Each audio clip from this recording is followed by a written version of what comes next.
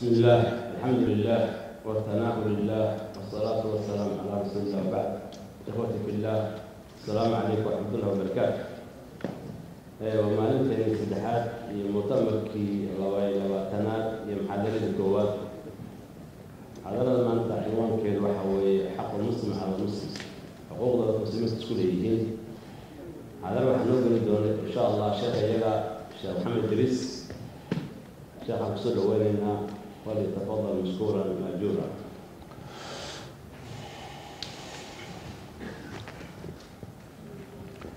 الحمد لله رب العالمين وصلى الله وسلم وبارك على نبينا محمد وعلى آله وصحبه أجمعين. سبحانك لا علم لنا إلا ما علمتنا إنك أنت العليم الحكيم. اللهم علمنا ما ينفعنا وانفعنا بما علمتنا وزدنا علما وهدى. أما بعد، يقول الله تبارك وتعالى في كتابه الحكيم: أعوذ بالله من الشيطان الرجيم.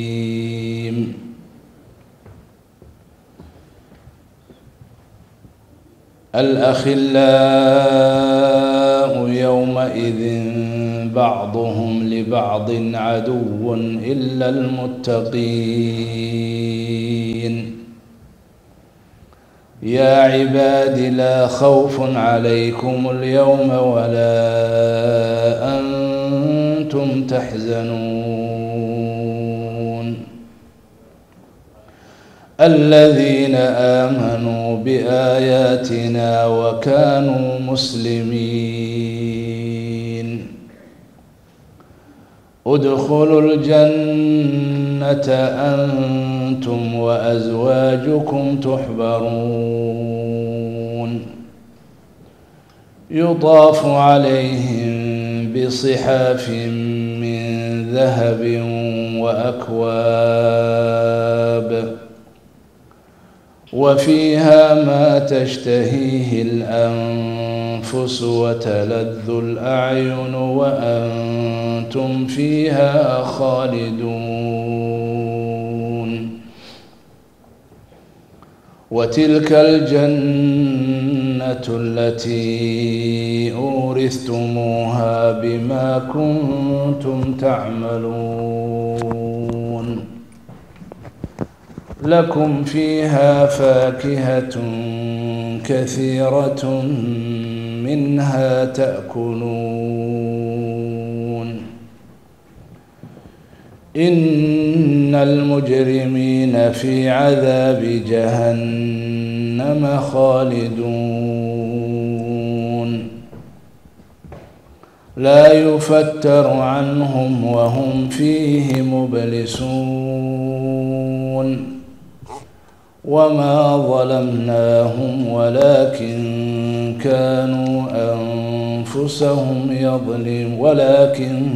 كانوا هم الظالمين ونادوا يا مالك ليقض علينا ربك قال إنكم ماكثون لقد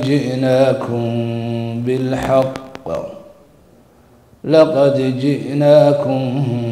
بالحق ولكن أكثركم للحق كارهون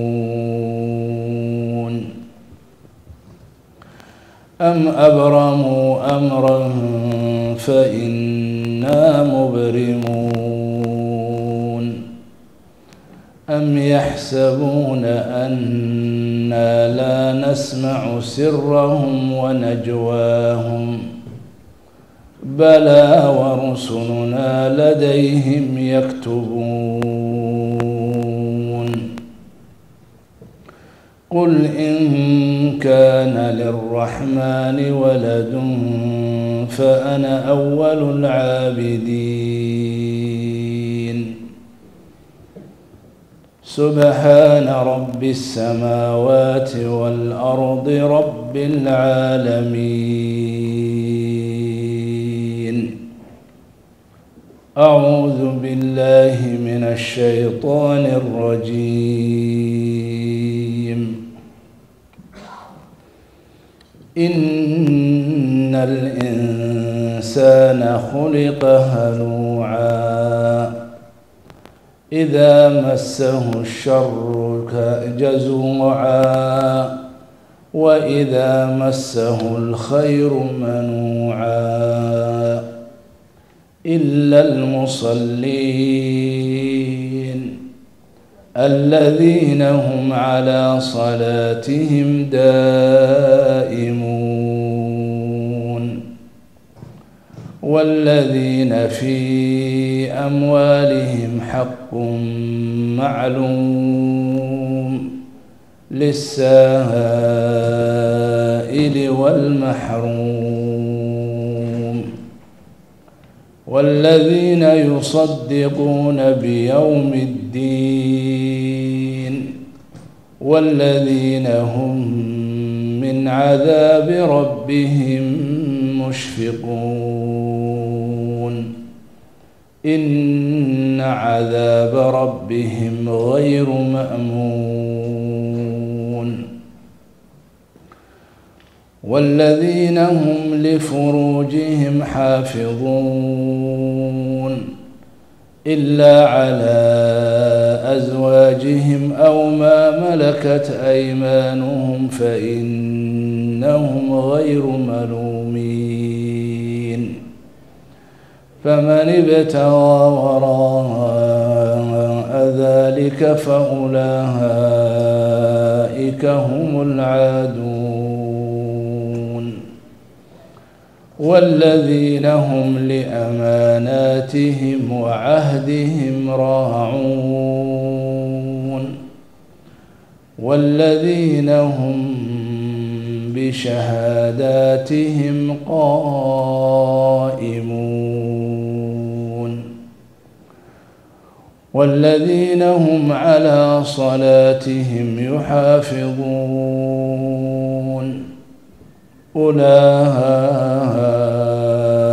أولئك في جنات مكرمون. الحمد لله ونريان كلمة ولا له صدرين وحوي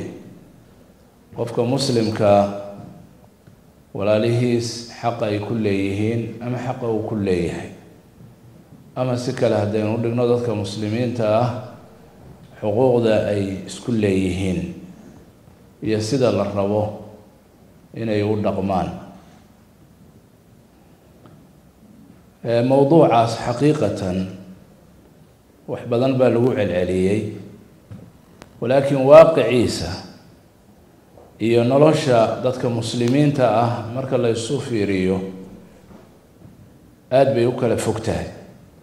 sababtaas ayaa keenaysa marka in wax badan lagu celceliyo waayo waxay ka mid tahay musiibooyinka ama dhibaatooyinka waaweyn ee dadka muslimiinta ah maanta heerka ay marayaan iyo xaaladooda waxa ay ku sugan tahay arrimaha ay ka dhalatay oo natiijada u ah bay ka mid tahay meelaha ugu weyn oo diinteenna aynu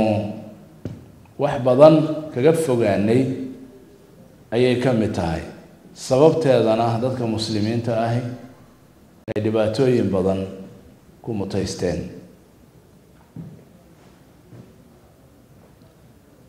waxaynu ka hadlaynaa walaaltinimada dadka muslimiinta ah iyo xaq ay isku leeyihiin maxaa xuquuqdaas ka mid ah walaalayaal oo maanta dadka muslimiinta ah ay ilaaliyaan hadalkuse haddii aanu lahayn camal aanu lahayn oo ficil aanu lahayn oo isbeddel aanu lahayn oo wacdigu aanu qalbiga iyo dhagaha dadka muslimiinta ah aanu taabanayn wax ka bedelihayn waa cuquubo laftigeeda iyada laftigeeda ayaa cuquubo ah waxayna daliil u noqonaysaa in dadkaas qalbigooda la daboolay, qulubtooda in la daboolay, dhagahoodana la xidhay oo la cufeeyey, araggoodana caad la saaray. khatama calaa qalbihi wa samcihi wa jacala calaa basarihi gishaawa. waa qof qalbigu xiran yahay oo dhagahu cufaysan yihiin oo indhaha caad ka saaran yahay waxba aanu ka arkahayn wax kasta oo loo keeno, wax kasta oo la tuso wax kuma qaadan karo sabab waxba arkaye. maxaynu ka hadalnaa xuquuqda qofka muslimka ah. nabigeena calayhi salaatu wasalaam hal xadiis oo uu yiri unbaa inagaga filan oo saxiix ah, imaam muslim uu wariyey, aan dhegaysano. wuxuu yihi nabigu calayhi salaatu wasalaam iyaakum wadann, malaha iska jira, malaha iska ilaaliya. qofka inaad wax iskaga malayso wuxuu doonayaa inuu ku xumayo, hadalkaas wuxuu ula jeedaa adiga inuu kugu dhibo. ficilkaa uu sameeyey aduu kuula jeedaa, ma haysid xaqiiqa, laakiin waa danni, waa malahaas oo dhan wuxuu u badan yahay maluhu been. marka malaha ka digtoonaada bule, iska daaya, iska jira, iska ilaaliya. fa ina adanna akdabu alxadiid. been isagaa ugu badan, intiisa badan waa been.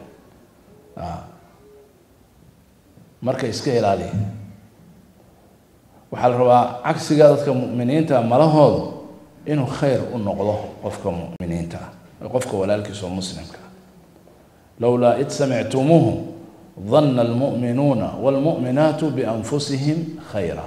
wa qaaluu hada ifkum mubiin. haddii walaalkaa ficil ku dhaco, ficilkaasuna uu kugu muuqdo inuu xumaan ula jeedo, adiga aad u aragto,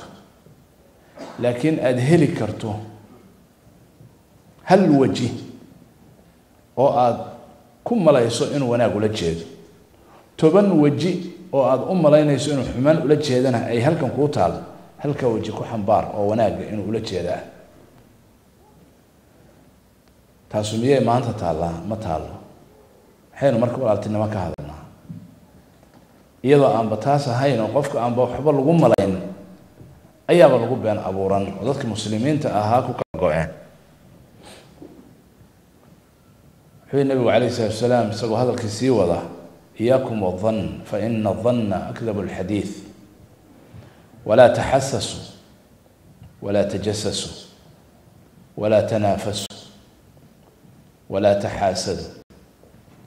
walaa tabaagadu walaa tadaabaruu wakunuu cibaada allahi ikhwaana kama amarakum almuslimu akhu lmuslim laa yadlimuhu walaa yakhduluhu walaa yaxqiruhu التقوى ها هنا ويشير إلى صدره بحسب امرئ من الشر أن يحقر أخاه المسلم كل المسلم على المسلم حرام دمه وعرضه وماله. الحديث حديث كاسوين النبي عليه الصلاة والسلام khudbadihii uu ku wadacay ummadana way ka mid ahayd oo maalintii xajjatul wadaa 2 bilood ka hor intaanu nabigu calayhi salaatu wasalaam ilaahay oofsan oo aan geliyoon uu kula dardaarmay muslimiinta xaqay isku leeyihiinna wax badan uu ku cadeeyay waxyaalaha loo baahan yahay ka digtoonaadaan uu nabigu calayhi salaatu wasalaam halka ku tilmaamay uu tilmaamay inuu muslimku walaalkiis u yahay walaalkuna xaq badan buu leeyahay ma dulmiyo dulmi uma geysto kuma xadgudbo ma hoojiyo oo garabkiisa kama baxo ma xaqiro oo ma duro ma yaso taqwadu ma aha waxa muuqda kaliya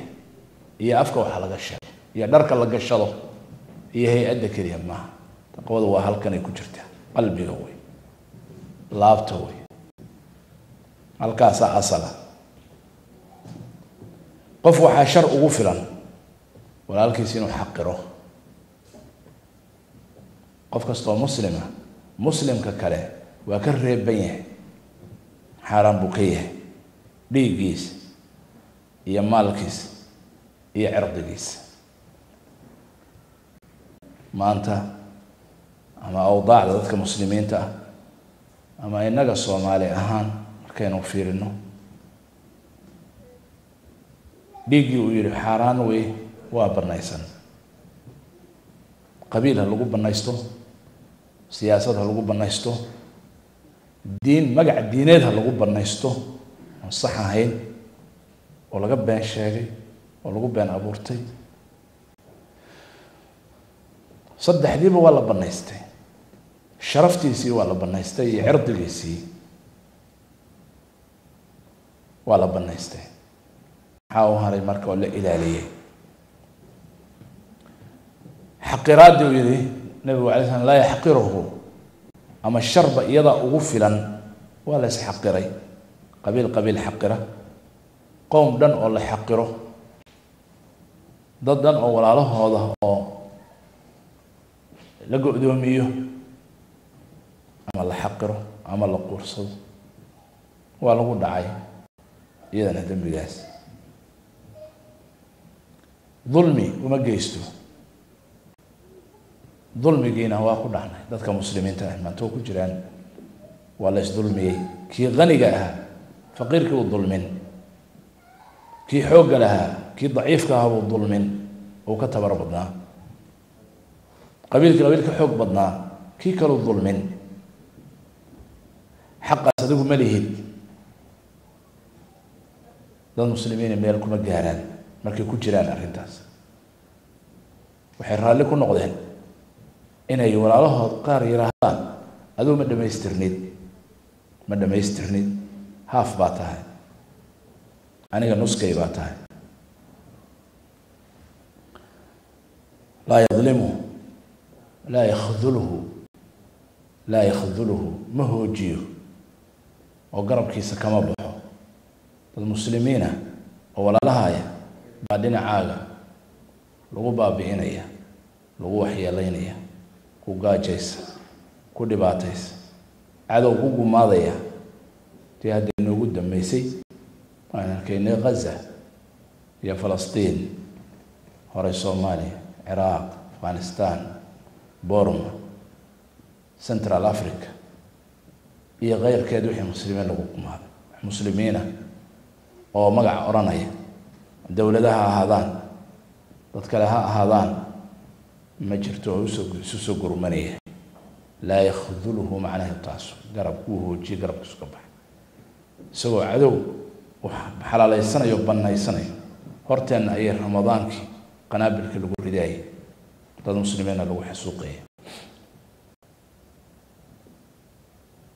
لا يحقره لا يظلمه لا يسلمه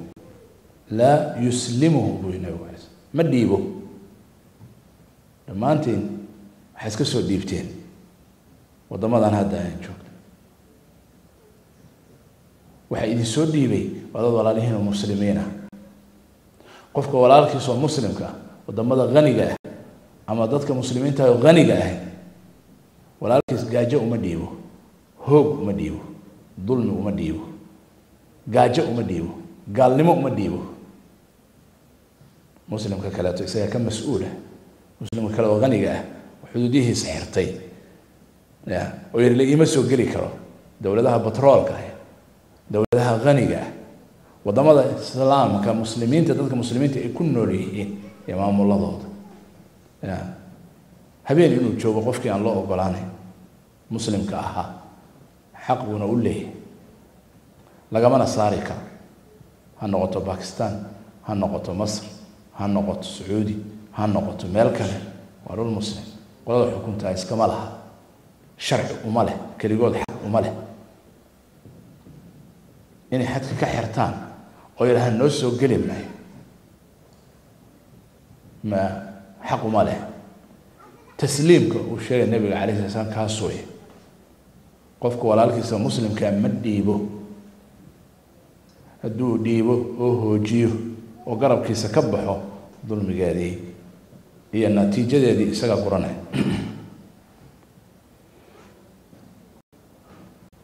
wuxuu nabigu calayhi salaatu wasalaam xadiiskaas kooban ka reebay inay isxasdaan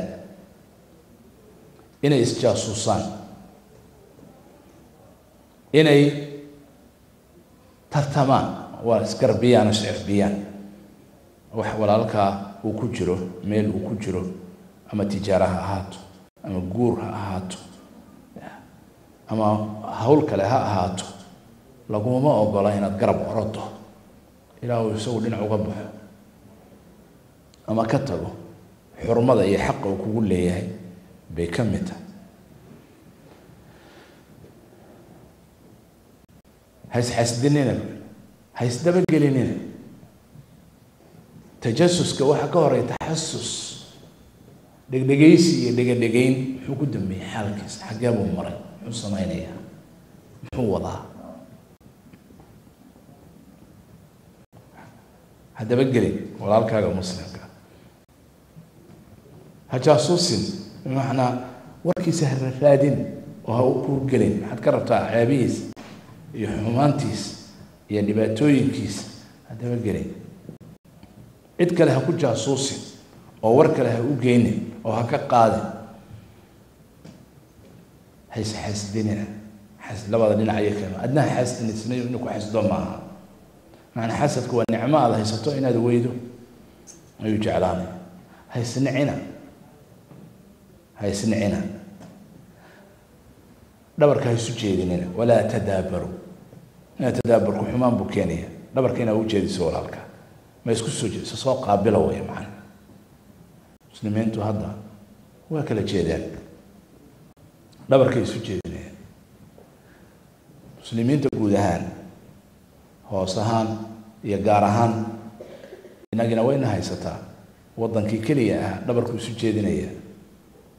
sida hadda inagu aynu nahay soomaaliya oo kale gobollaynu dhabarka isugu jeedinay qabiil baynu dhabarka isugu jeedinaynaa siyaasad baynu dhabarka isugu jeedinaynaa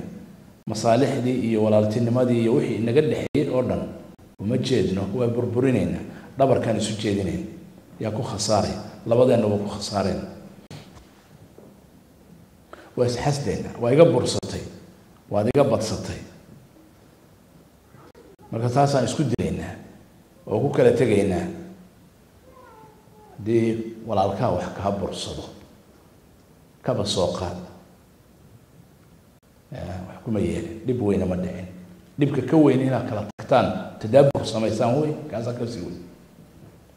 oo adigii laftigaaga awal waxbaa kaa maqnaa xoogaaba kaa maqnaa xoogaa lagaa bursaday ayaad awal ka qaylinaysa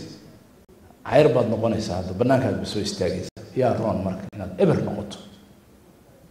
iyo in walaalkaa xoogaa wax kaa bursado haba ku dulminsanaade dhibkaa kala yar marka tadaaburka iyo taxaasudka iyo tabaaqudka saasuu nabigu calayhi salatu wasalaam u kala hormariyey tadaabur waa meesha ugu dambaysa oo aad ku kala jeesataan dhabarka isu jeedisaan arrimahaas maanta muslimiinta xaasil bay ku yihiin marka waxaan jirin miyaanu ka hadalnaa walaale waxaan jirin walaaltinimo muslimka xaq walaalkiisu ku leeyahay oo maanta oo dhan wadaadadu yiraahdaan oo dadkan waa walaalo walaaltinimada xaggay taallaa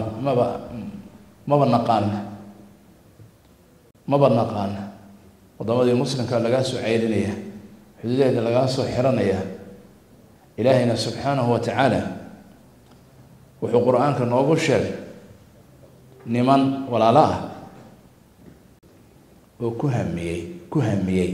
ku tashadeen xataa ficilkii weli ma ay gaarinba way ku tashadeen oo way ku hamiyeen inay walaalahooda muslimiinta ah albaabada ka xirtaan ayay ku tashadeen habeenkii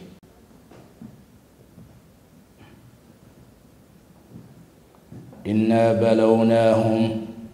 كما بلونا أصحاب الجنة إذ أقسموا ليصرمنها مصبحين ولا يستثنون فطاف عليها طائف من ربك وهم نائمون فأصبحت كالصريم فتنادوا مصبحين أن اغدوا على حرثكم إن كنتم صارمين فانطلقوا وهم يتخافتون ألا يدخلنها اليوم عليكم مسكين وغدوا على حرد قادرين فلما رأوها قالوا إنا لضالون بل نحن محرومون قال أوسطهم ألم أقل لكم لولا تسبحون قالوا سبحان ربنا إنا كنا ظالمين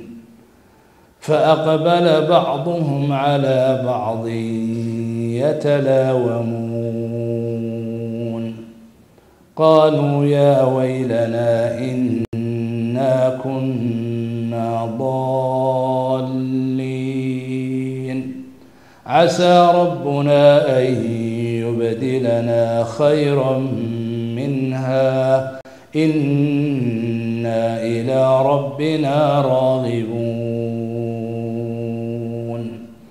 كذلك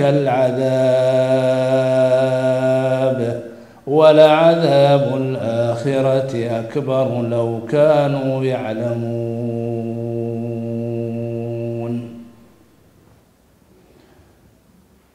habeenkii bay waxay ku tashadeen beertooda berri inay goostaan walaalahoodii masaakiinta ah ee muslimiinta ah dadkii masaakiinta ah ee baahnaayo walaalahooda ahaa inay ridda ka xirtaan ay waxba siin bay ku tashadeen aayadaasu iyo xusuusintaas ilaahay subxaana wa tacaala qof kastoo muslima oo ku hamiya walaalkiis muslima oo baahan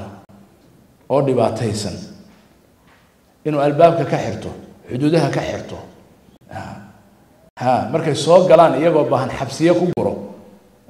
meeshuu soo dhoweyn lahaa way ku rumoobaysaa isagana adduun iyo aakhira cadaabteeda uu arkaya kadalika alcadaabu wala cadaabu alaakhirati akbaru law kaanuu yaclamuun maxaa dhacay xaq bay isku leeyihiin xaq buu ku leeyahay waxaan adigu ma lihid keligaa xaq buu kugu leeyahay soo dhoweyntiisa iyo quudintiisa inaadan dhibka ku dhacay iyo musiibada ku dhacday gaajada ku dhacday dowlad la-aanta ku dhacday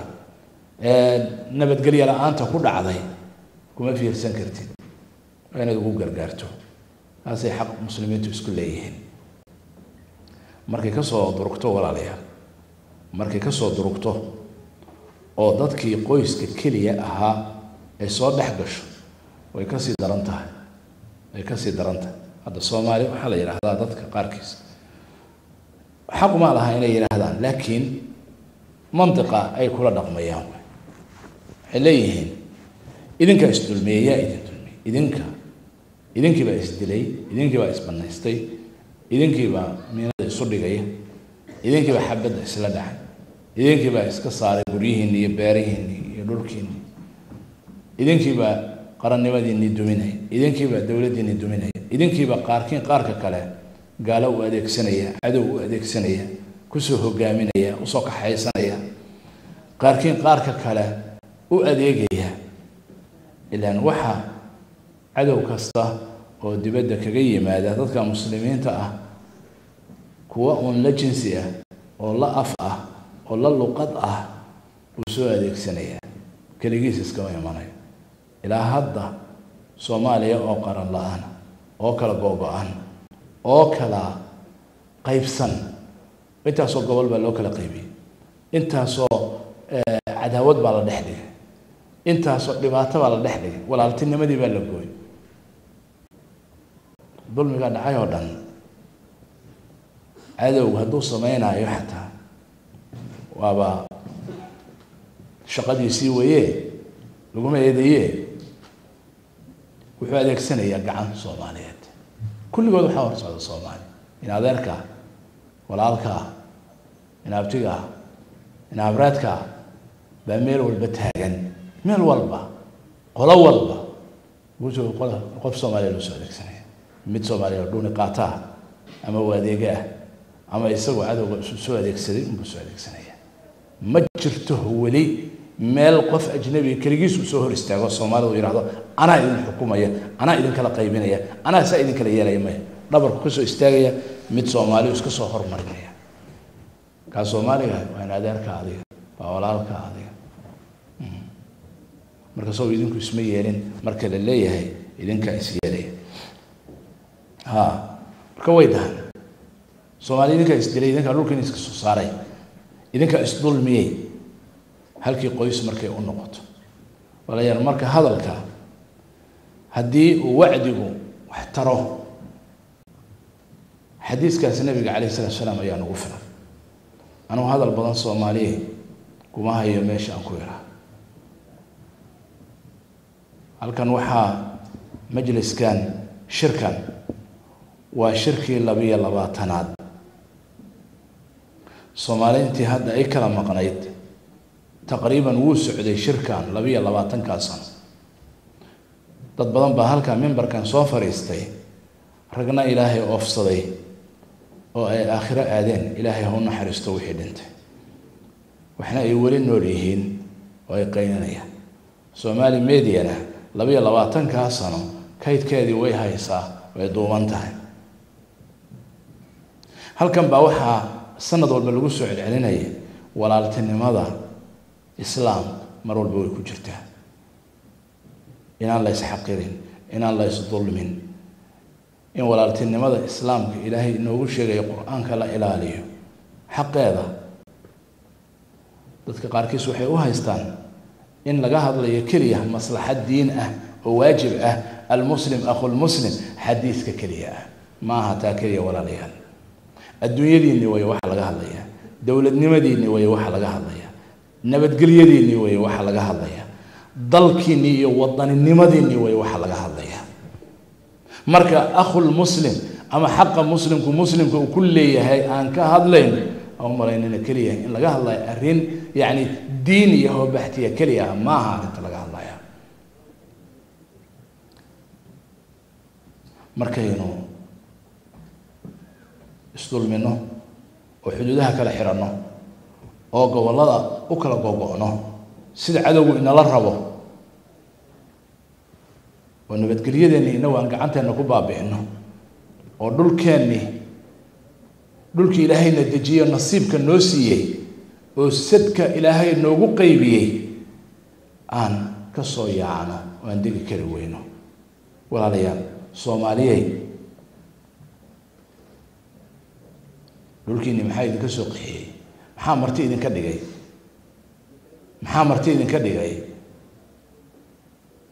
maxaa qaxooti idinka dhigay maxaa kaamamka idin soo geliyay isweydiiya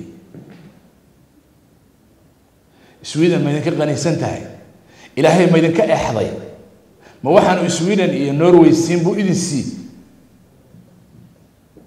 diiday ma wuxuu siiyay dhulalkan buu idinka qadiyay ma idinka ma qadinay qalbigeena iyo xumaanteena way qishiga qalbigeena ku jira way dhinacaaga fadhiya waad korna leedahay waa Soomaali buu Ilaahay walaal buu Ilaahay hoosna aadan wax walaaltinimo u hayn ama aadan u ogolayn xataa inaad ku wada cayshtaan oo aad ku wada joogtaan oo aad ku wada nasataan dalka oo wada leedihiin taas way tan idin diiday Ilaahay aayado badan buu Quraanka noogu sheegay tusaalayaal badanna waa noo sheegay walaalayaal dad aan is ogolayn oo dhulkooda rabin inay si walaaltinimo ah ugu noolaadaan inay dhulkooda wadaninimo u ilaashadaan hadda waxaa laga sheegay wadaninimada haddaad ka hadasho oo dhulka jacaylkiisa iyo xataa waxaa laga dhigay diinta inaad ka baxayso saxna ma wadaninimadu diintay ka mid tahay dalkaaga iyo meesha aad ku dhalatay inaad jeclaato waa shay dabiici ah oo insaanka fitra ah qofkii aan jeclayn baa fitradiisu halaysan tahay inuu jeclaado meeshu ku dhashay dhulkiisa dadkiisa wax dambiya maaha inaanu dulmi ku samayn baa loo diidayaa taasaa dembiya laakiin inuu jeclaado kuma eedaysna maxaa dhacay waa shay ku beeran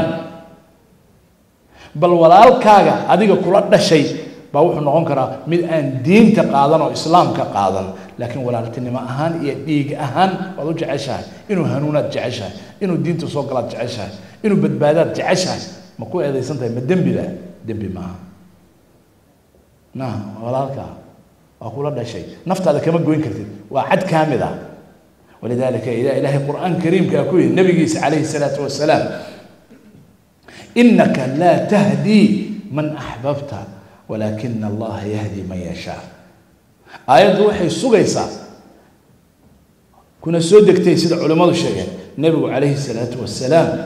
أديركس أبي طالب إنه لجعله إنه هنونه إسلام الصغر تاسو لجعله قوم كاغينا لجعله إنه هنونه ما دنبي بقى دنبي معها وانا قال هذا الكيس جعلك لكن هل كان اجعليها او ايض سغيسو انك لا تهدي من احببت قفت جعشها ادو هنونك وما هلي كرتي معنى وجعليها النبي عليه الصلاه والسلام ادرك ابو طالب لكن هنون وما هلي كرو جعلك وما ايضا ايضا وشكتي وجعلك فطرة وجعلك ابورك وجعلك طبيعي ما هم الديني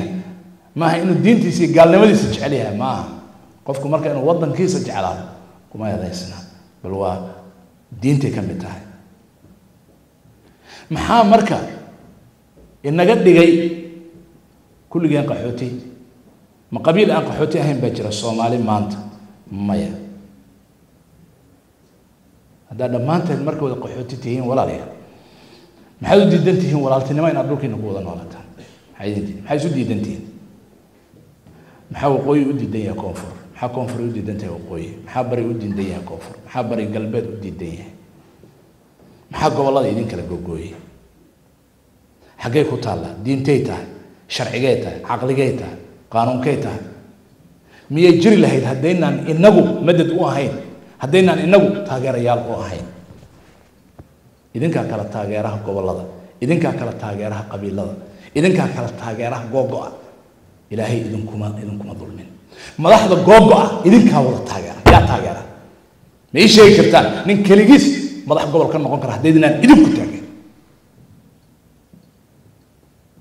ma tiraahdaan ma rabno kala go'aya isuka gay walaalaha nala raadi ma tirahdaan caqli baad leedihiin qabiil walba wax garab buu leeyahay muu raadsada kuwa kale walaalihiisa maxaa idiin diiday walaalayaal xukunka iyo cadaalad weeye waxa ilaahay subxaanahu wa tacaala inagu dhacaya inama dulmi waa cadaaladda ilaahay weeye cadaaladda ilaahay baa sidaa dhigaysa qofku wuxuu naftiis maa dalamnaahum aayaddii haddaan akhrina walaakin kaanuu hum الظaalimiin أي walaaltinimaan ka hadlaa marka ay leedin ka hadal islaamnimada ka hadal walaaltinimada ukhuwada islaam ay ukhuwa aan ka hadlaa waxaan ka hadlayaa cayrnimada halka la fadhidaan maxay tahay waxaan ilaahay ina siin oo uu siiyay dalalkan aan u soo qaxnay oo aan qaxootiga ku nahay oo aan ku dulmanahay miyeenan xaq u lahayn caruurteenu inay dhulkoodii ku noolaadaan inay muwaadiniin noqdaan miyeenan xaq u lahayn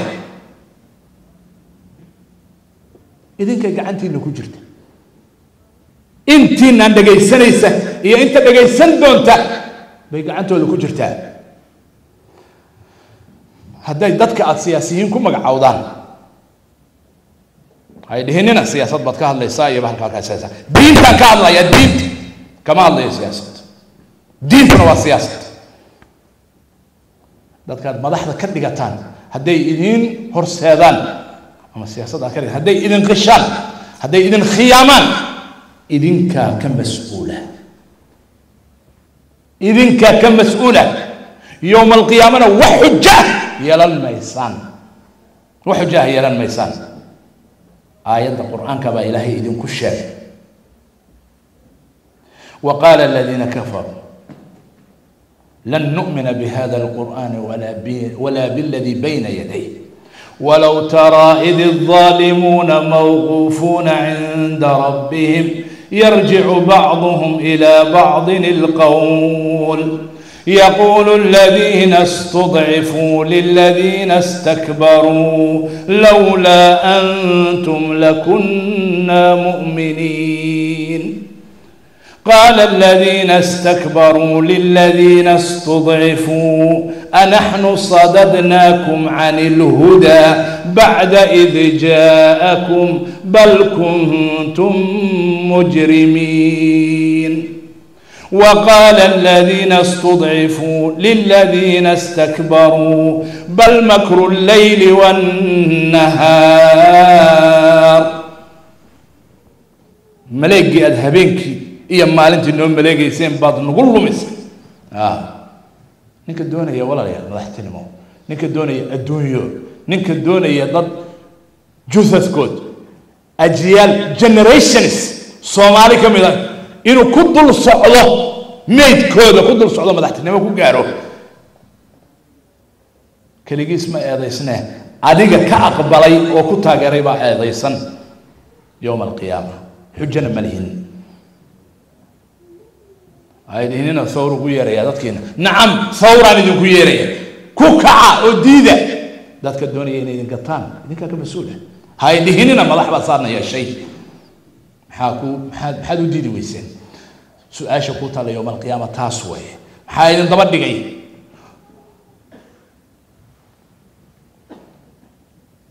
عدو بعد كشجع نسان فرقلين بعد كشجع نسان فرقلين تتوسكا أو أن الصومالي صومرين ييتاي إيشاga إيشاga فرقلين أن الصومالي يمجعي الصومالية صومرين إيشاga ما جرتو رير هبل بي صومرتي فرقلينتو ضد إذن كإذن كم بي صومرتي المعادير ردين بي صومرتي ولا ليهم بي صومرتي محال مركز دبقال maxaa arurtan dambigoodu yahay inay dhulkooda sida dadku muwaadiniin dhulkooda ugu yihiin ay ugu noolaan kari waayaan waxay xaq ugu leeyihiin waa dambigeena maxay u dayacan yihiin banaanada u yaalaan waraaqahan aad wadataan walaalayaal kuma noqonaysaan muwaadiniin dhaba martibaatiin qaxootibatiin meel aan dhulkiina ahayn oo wadankiina ahayn wax kuma noqon kartaan qaybtii ilaahay inii siiyayna waa ku ciyaarnay walaalayaal Somali waxbadan baa yahay Ilaahay subhanahu wa ta'ala adoomihiisa adduunka uu kala dajiyay qolaba meel buu dajiyay dhulkan buu khalifa bani aadamka uga dhigay inni jaa'ilun fil ardi khalifa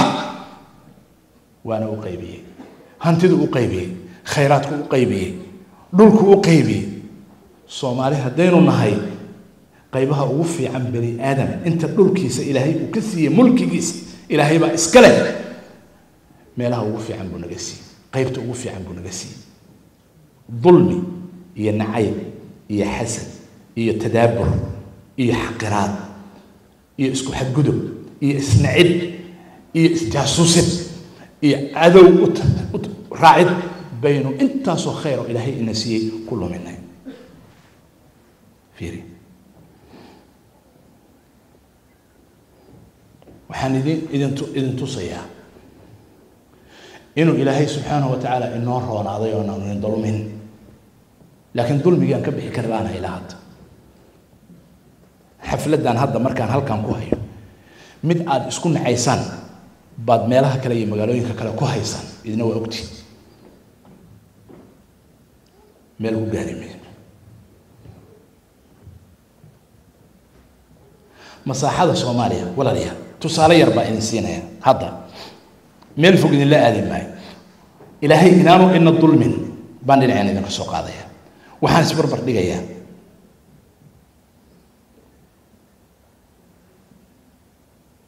dhulka ilaahay mara buu ina yiri oo wax eega afalam yasiru fi al-ardi muwaana dhulka marin fatakuna lahum qulubun yaqiluna biha oo ana yeelan aqli qalbi ay wax ku fahmaan wax ku gartaan wax ku fiiriyaan isbarbar dhigaan eegaan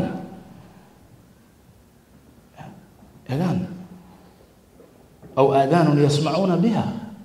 ما دقا أي وحكم مقلام بأنا لهين مركي أدونك مريان دولك مران فإنها لا تعمل الأبصار ولكن تعمل القلوب التي في الصدور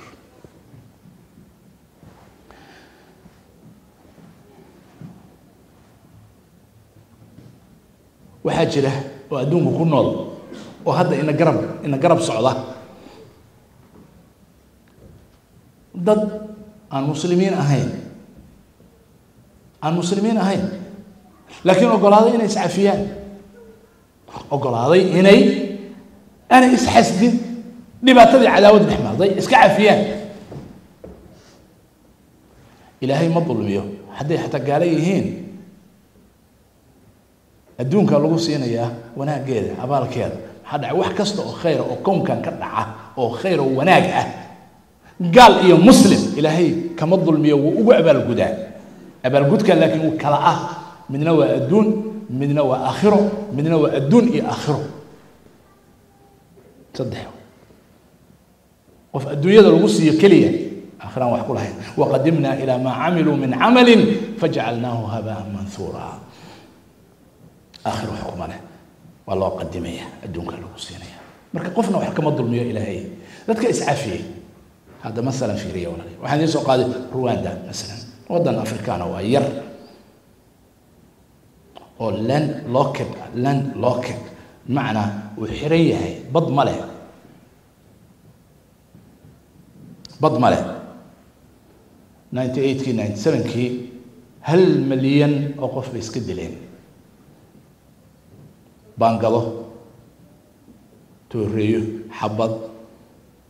waxaan la arag oo la maqal baa ka dhacay oo teeni ka daran maxay ku xaliyeen waxay ku xalisteen in hutu iyo tutsi ay wada ogolaadaan hadda inay wada noolaadaan oo caafiyaan oo wixii hore caafiyaan taasi ku wada noolyihiin soo akhriya dhulka mara eega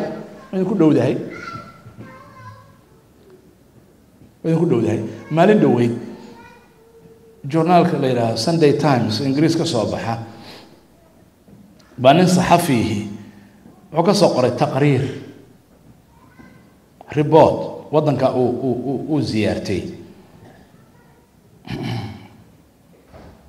بقشو ودن كتجي أيو كسو قرأ عن كسو قاتل مقتطفات يعني وحن ليالي إلهي سبحانه وتعالى عندنا ما ظلميه قفكوا هذول يسوق بني آدم كاي واحد شيء قدونه إلهي سبحانه وتعالى كما دودسيه ما أنا وديله وحيري وحان آد وليابي نكا هذا الكيسي مركا وحكا سوقها حان آد وليابي وأنا أوروبيا أو إنجليزا وحان آد وليابي مقالة كيغالي nadaafadeeda buu yiri iyo nidaamkeeda iyo orderkeeda baan la yaab dadkii shalay isdilayna oo isku dhinac nool oo laba guriyo isku xiga degan oo kan kaas shalay adeerkiis uu dilay kan gabadhan walaalaheed uu dilay ninkaas oo hadda isku dhinac nool na waan la yaabay oo is dhinac degan markaan weydiiyana waxay yiraahdeen waanu cafinay marxalad taariikh oo laga faa'iideysto ayaanu ka dhiganay waxaanuna higsanaynaa hadda 2020 dawlad ugu casrisan oo Afrika ah inaanu wada dhisano wayna ku socdaan adduunyahan dad muslimiina maaha laakiin hadday doonaan hogaankooda iyo hadday doonaan madaxdooda iyo hadday doonaan dadkooda rabitaan baa ku jira waa dhinaceena maxaa dhacay inaga inoo diiday walaalayaal waxay leeyihiin xujada marka halkan iska taalla oo dadka qaarkiis u taalla yani annaga waa naloo diidan yahay waxaad adigu rabto idinkuma diidi karto waa haddaad rabitaan dhaba hayso rabitaan dhaba haddaa hayso idinkuma diidi karto cid ku hor istaagi kartaana ma jirto waddan uu rabo wadamada isticmaarku inuu kor u soo kacana ma jiro adduunka siyaasadda adduunka walaalayaal siyaasadda adduunku maaha meel tabarucaad lagu qaybiyo adduunku wuxuu rabaa qaarna inuu horumar gaaro qaar kale uu gumaysto saasay jeceliin dowladdu ama gaal ha noqdo muslim ha noqdo siyaasad weeye laakiin ninkii isagu doonaya ummaddii iyadu doonaysa madaxdii iyadu doonaysa dalkeeda dadkeeda ciideeda inay wax ku noqoto oo horumarayso cidina ma hor istaagi karto wax hor istaagi karaa ma jiraan marka way doorteen way horumareen wuxuu yidhi waxyaalaha uu soo qaaday waxaa ka mid ah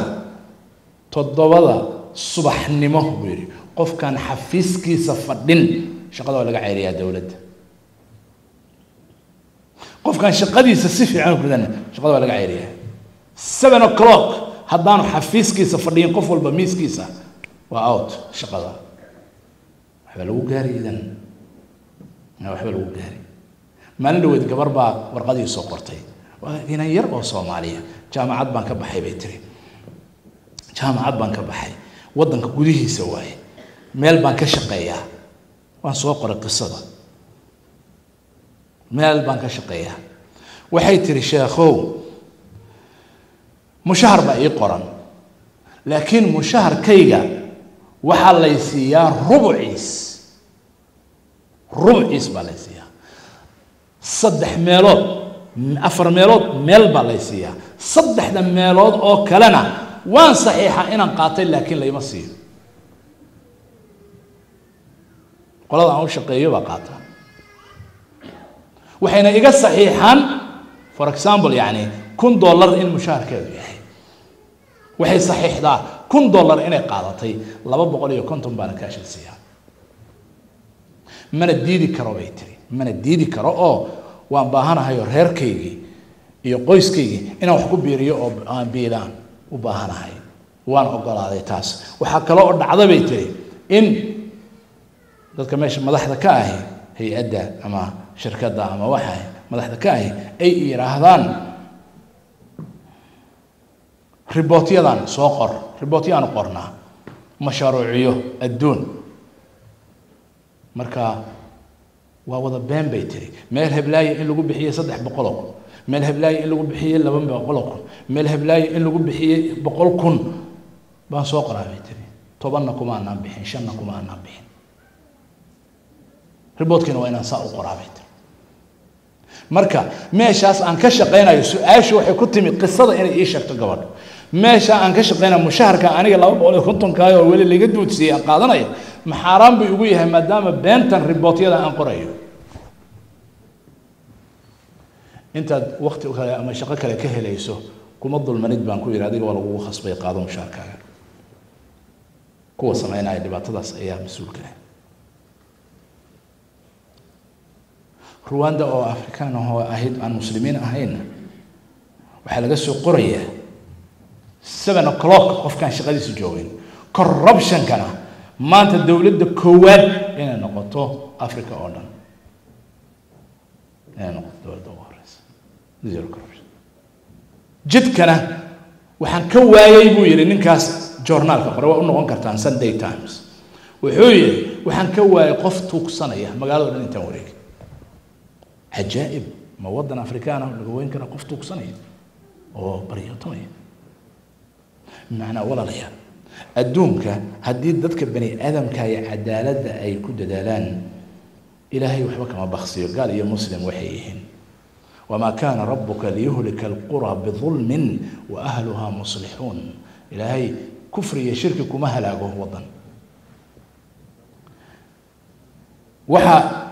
iyo nin kale oo wadanka Soomaaliya ka wuxuu yiri arintan oo kale ka hadlay iyo corruption-keeda wuxuu yiri sheekhow hadalka aad ka hadlaysay amaanada iyo qofka walaal muslimka hantida la lunsanayo anigu hadda Soomaaliya ka soo noqday fasax baan ku tagay Mareykanka ahayd qolooyin waxay yeeray meel hay'ad iyo maamul iyo xunaya waxa la yiri gobolka hebel adiga aad ka dhalatay ha meesha soo taqaana Soomaha lacag baan ku dhiibaynaa sawirad soo sameynaysa inaad wixii qaybisay baad soo sameynaysaa report kale noo soo qoraysa adigana lacag inta leeg baan ku siinaynaa مثلا waxaa leeyahay wiir مثلا waxaad soo qoraysaa report ah oo sawirada aad soo raacinaysaa inaad soo qaybisay $10 milyan $10 milyan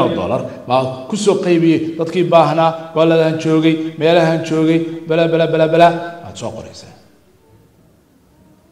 waxaan la ii dhiibayaa weey 200,000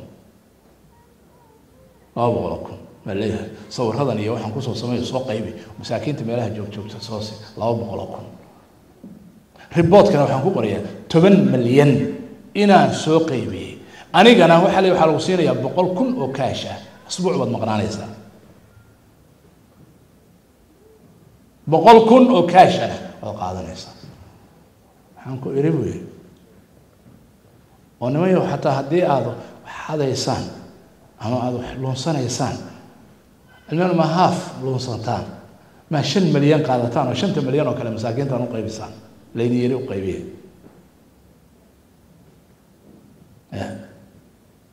bal ma rubuc hatta u qaybisaan oo 2 milyan iyo xoog u qaybisaan xalay yiri waa hadal badan tahay hadaadan inta aad ku soo fulinayeen qof adiga kula reerkaaga ah oo inta ka yar cushriga noogu soo fuliyaan heleynaa waaba kula soo doonanaa annaga ka gardan waxaan ku yiri anagu arrinka ma fulinahay mushahar baan qaataa waa shaqaystaa wadan baan ku noolahay caruurtayda xaraan ma siinay naan ka soo tagay ayaama kadib baan arkaa reportkii iyo sawirradii iyo wixii iyo oo leeyahay nin adiga in adeerka ah ba half lacagtii adiga aan ku ogolayn ka yar ku soo fuliyay yaa eeda qaba ma qofkaas caadiga ah oo boqolaalka iyo kumayaalka dadkaas ah oo damiirkoodu dhintay soo natiijadoodu kuma soo noqonayso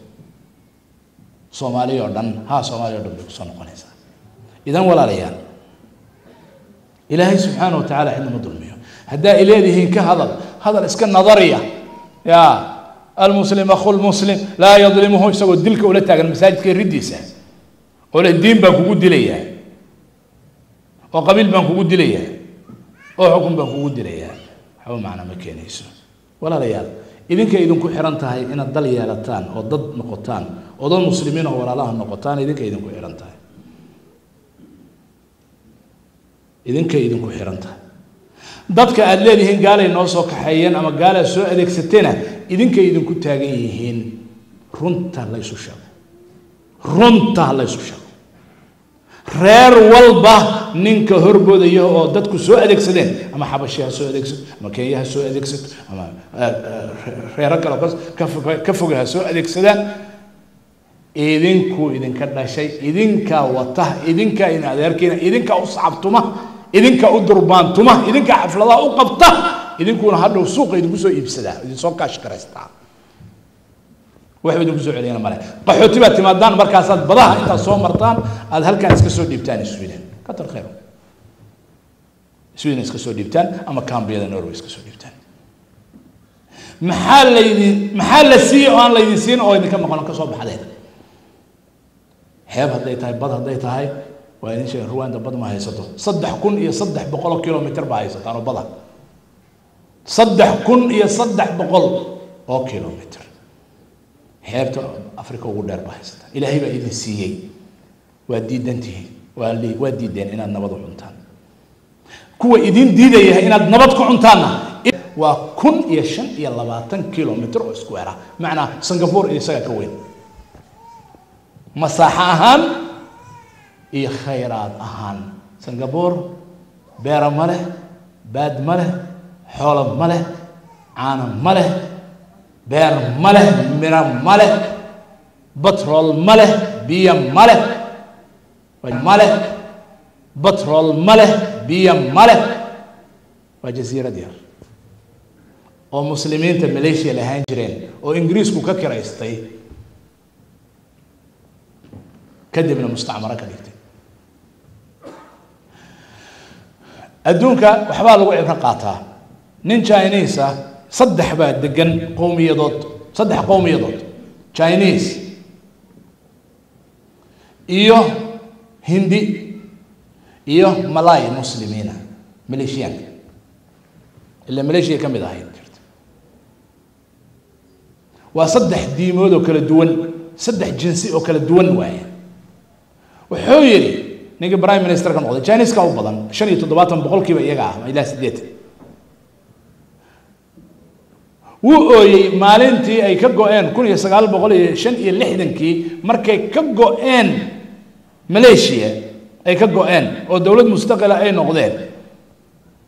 وأي سيدا نولاندو نا دان ودن كي ماليزيا أو وينا كجويني سيدا ما نولاندو نا برايم مينستر كود ولا أي لكن وحو وأنا تشاينيسا أو أن دين أمين سنين حوير وضن ير وصدح مليون 2 مليون مركز فيها مكير هذا وأفر مليون يحوجه وأنت أي قاضي قبل كبنادر هاف كيس دول لك بقاضي 4 مليون يحوجه شني لحدن كي بي قاتين حرنا هذا إنه وكور إني لحدن كي بين هاي المركز استعمال قارون حقر إنك كتاب لو لا تنسى نبو وطن كاها برايم مينستر وحقر كتاب لا يراهضه سنغافورة from third world to first world Singapore from third world to first world يعني رحلة دي أي قادتي سنغافورة إني كسو جورتو عالم الثالث أدونك صدحات أو يجورتو أدونك كواد تاريخ مركز غشة كتاب وين مكتبه هي لا فيري وتاريخ عبرة دور قضبان مركز وقاضي حويري صدح قومية ضد بان هاي صدح اللقان كوكلا هذلنا وحنري سيدك ولا نولان كرنا وحنري هرتب ودن كان إنان دمانتين وضلنا هاي أو أن إلى شنه أو أن إسقى كولا شقي سنه هرتا هاي نوعها تعقيدة أي نوديغنه ولا وحش قضب كلابات إن حقوق ضدكاس ولا بني هيئيو ولو كلا بني هيئيو حبا أنا نقونه حقوق ضد أي سمنتا يقف كاس سنغافوريا أما هذا تشاينيز أما هذا ملاي أما هذا هندي تعميله إيه حقوق ويسميه أنا أفر بنا لا يرحض هذه هاف بالغ يرحضها شرتو صدح إحنا اللقطة قلوا باللقطة إلى ذهي أغلبية ماشى majority إيو minority بالك ليه هاي كمان ناندسين بير أرنكاس وأيو هذا كل سنة majority إيو minority هذا كل سنة أرنكو هراء عن شغناي وضنا كان إنا وضلنا هاي وحقوقي سأصي من هاي وان بابي إن عدالتنا من نقنيسه هذا نحن قلنا البضاني يلا انتهى قاضته وهي واسني أنري صدح ذا اللقاء قلوا الباب جورجين عرورتنا كبرتا أما إسكولدا هي سيستمك هي الشقة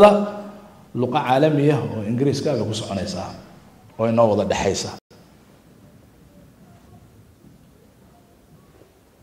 تاسنا والو نبض كلام قلوا كأفراد وحنكوه شيء shaqada la dhigayo ee la qabsanayo meel shaqo laga qabanayo mas'uuliyad laga qabanayo qofka ugu munaasibsan lama eegayo qoladaas badan qoladaas yar ee waxa loo eegaya yaa shaqadan ugu munaasibsan oo qaban kara ha soo tartamaan dadku shahaadooyinkooda ha keenaan khibradooda ha keenaan waxooda ha keenaan cidii ku guuleysata waa qabanaysa shaqada وحد مدة إني طبق أيام إن خير من استأجرت القوي الأمين aayadii ahayd waxa lagu siiyaa oo shaqada islaamku qofka ugu dhiibaa amaanadiisa iyo aqoontiisa ma aha waa in adeerka iyo hadda wadanka idinka ka soo tagteen war ma ka haysaan wadanka aan leenahay war ma ka haysaan website-yada iyo waxa la idinku soo qor kaliya akhrisan saylada adduunka ugu weyn ee fasaadka wadankeena ka furanta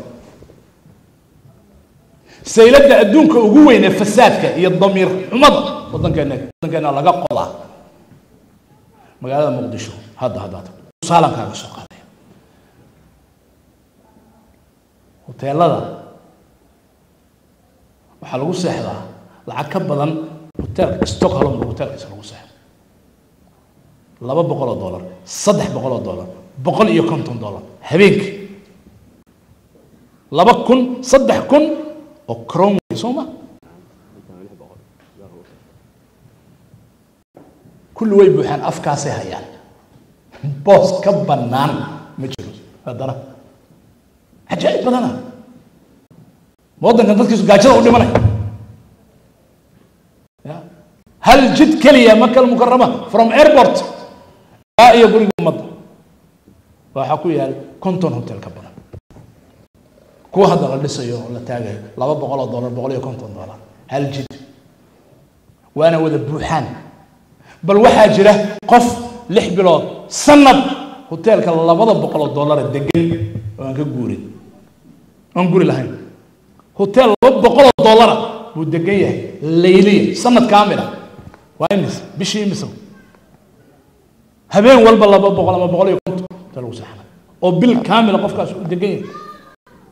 4000 6000 oo dollar way deegaankiisa kaliya bishii xagee ka timaada maxal xagee laga keenay waxa maxay tahay dadkeeduna waa dhimanaya yaa ugu wacan Soomaaliya ugu wacan waxaan ku soo khatimayaa warkayga Sheekh Abdul Qaadir soo ag fariistay hadal uruga leh baad rabtaan inaan ka hadlo aad leedihiin ka hadal wadaadow waxaad tiraahdaa almuslim akhul muslim noo akhri aayadaha noo akhri xadiis muslimku walaalkiisa janaasadiisa raaco haymaad dacwadiisa soo ajiibo كلية ما هرتان بين يدين شيء ما يعني وحنا إذا كجرنا ما له والنصيحة واجب يا أخوي ولا ليال يمكن أنتي هل كان فرد الرجل يضمر أصعبتم يا كلا جوجا أصعبتم يا إسنعيبك أصعبتم يا ققبنانتا حبكوا جاري ميساني كالصهرة كالطوبة كنا ألم أقول لكم لولا تسبحون موانئ أرى إلهي أطوبت كان استغفروا ربكم لا يوحد بجوكتان كيما الولالتين معها سلاني معها عدالة معها الدو وحلو قلنا ولا معها شرف معها عرورتي إن مستقبل كقوة صوص على داربتان إن دولكو دي سمو واضن معها أو ولالتين معها أو إسلامي معها يقولنا ولا أنا الصومالي معها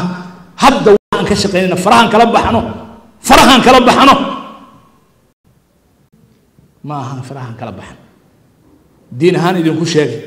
والنبي عليه الصلاة والسلام وحول شيء إذا كل شيء وأدونك قال مسلم سوء إنه لي إذا كل شيء على هل بلغت اللهم فشل ما عنده ويد ويدين شيء فقال كشيء حبك كما قرينا يوم مدحوينها دولة الصومالية فدرالك ولا كان حسن الشيخ محمد إلى آخر مرايكم كنا متوسيات لا تقول أمر لكم ولا هي روح على المشى وهذه معنى سواني كلمة بدن يوح بدن مجري صدح من الدبال ليسيه هنا الله حنقول قولين هنا إيه نظام كودي وهذا وذاتك سجى أباهن ذاتك علماء يذاتك أهل الرأي يذاتك ثلاثين كره ضاع عدنا ما حبك قدوني حولك قدوني نظامك قدوني منصب يتشكك قربين طالما الصحة الدين النصيحة قلنا لمن؟ قال لله ولكتابه ولأئمة المسلمين وعامتهم النصيحة ووحي وقبه بدنيا هي النصيحة ساعد وقتي أكل النون نصيحة ضوء الشيء وين على كل عام كهذا كل عام كهذا مركان كهذا صدق دينه ولا شيء بالرسالة دي أنا وقافسي shan qodob baan u sheegay qoraal ahaan oo soo qaadayo fartaan ka saaray qolada sekretariyadiisa ahayd iyadoo qoraalana waa tan baan yiri shantii qodob aan idin sheegay masaxadahan toos u gaarsiiyay waxaan qodobka koowaad haddaad doonaysaan dowlad Soomaaliyeed inay timaado walaalayaal Soomaali waa dirtay waa isdulmisay bil bay isu dishay dhiig bay kala gashay hanti bay kala qaaday cirdigii bay kala qaaday waxa soo dhan oo dulmi ah kala qaaday lagama heshiin dadka isu yimaada Soomaali isu keenay heshiisiyo horta Soomaali heshiiso hadii kale dowlad ma jirayso Soomaali heshiiso hutu iyo tutsi baa heshiiyay hal la iscafiyo ama hal lagu kala baxo ama hal lagu xisaabtamo horta Soomaali heshiiso Soomaaliyo heshiin oo isu qalbi xaarnaan yaa dowlad dhisay adigu waxaysa kana diminay adigu waa furaysa ka saaxiray qodobka labaad idinku waxaad ku noqon kartaan madax dhab ah marka dadkiina iyo ummadiina iyo dalkiina idin aqbalo baad ku noqon kartaa magac taasaad ku yeelan kartaa magac lagu soo siiyo oo yiraahdo madaxweyne tahay wasiir baa tahay waxba kuma karto dad hadaan ku aqbalin ummadda aad madax u noqonayso waa inay ku aqbashaa waa inay ku kalsoonataa waa inaad iyaga iska gadaa waa inaad iyaga u tagtaa waa inaad iyaga la hadashaa waa inaad iyaga dhex gashaa waa inaad iyaga qancisaa waa inaad iyaga spiritkaaga iyo visionkaaga ka gadaa waxa aad rabto inaad qofkana iyagu u sheegtaa waa inay iyagu ku difaacaan waa inay iyagu ku doortaan waa inay iyagu ku aqbalaan si kale wax kuma noqon kartaan baan ku leeyahay taas waa qodobka saddexaad marka dawladnimada dibadda ka raadinaysaan Soomaali ka raadiye marka Soomaali idin aqoonsato Soomaali idin aqbasho Soomaali idin yeesho adduunka oo dhan baa lugihiina soo fiirsanay u khasbay qodobka saddexaad waxaad ku haysaan maanta oo dhan caayirta baanuna waxaan u baahanahay kaalmada maxaan ku sheegay international community dawladaha deeq bixiyayaasha war idinka kanzi ku fadhiya kanzi ku dul fadhidaan ma ogtihiin inaad kanzi ku dul fadhidaan ma ogtihiin inaad hantida ugu weyn idinku haystaan waxaan ku yiri hal kelimad kaliya tusaalan ku siin Soomaaliya dibadda u soo qaxday baan anigu dadkaas ka dhex shishay badanaaba kamid ah Mareykanka kaliya waxaan isnay gudi la yiraahdo gudiga aimada masaajida Soomaaliya isu tagtay ah 25 masjid ayaan fulinay oo 80 milyan oo dollar ku kacday kiisana la soo dhaafay adduunkana waxaan ogahay intaan ka qaybgalo oo Sweden ay kamid tahay oo Norway kamid tahay jaaliyadaha Soomaalidu 500 masjid wax ku dhow inay ka dhiseen 150 ma dhihi 150 masjid ila South Africa ila halkan Sweden jaaliyadkii soo qaxay oo Soomaalida ahaa inay lacagtooda ku bixiyaan oo dhisteen lacagta ku baxday estimationkeeda anigu inta hayba ama aan qayb ka qaateen wax ka ururiyay masaajidaas waa $500 billion way $500 milyan way Soomaaliya bixisay baan ku yiri waxaan ku yiri xasanow marka kalsooni ii keen lacag ana ku keenay adduunka lana u baahan